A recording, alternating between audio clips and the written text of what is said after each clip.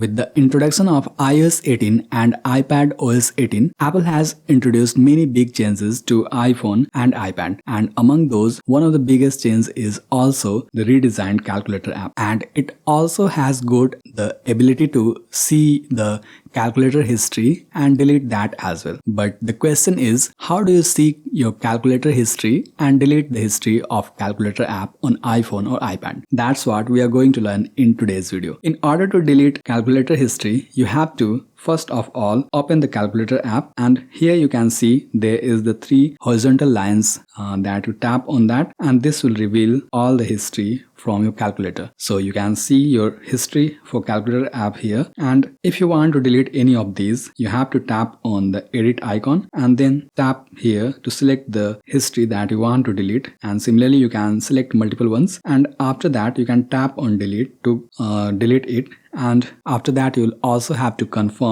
by tapping delete option, and this will be deleted. But if you have to delete all the history of calculator app at once, you'll have to cancel this first and then tap done, and here you get the option for clear. So tap on clear, and after that you'll get the option to clear history, and that will delete all the history of this calculator app inside your iPhone or iPad. So if you tap on clear history, this will confirm and delete all the history of your calculator app on iPhone or iPad. So this is how you can view calculator history on iPhone or iPad and delete calculator history as well. I hope you found this video helpful. And if you have got any questions, please feel free to ask in the comments below. I'll try my best to help. Thanks for watching.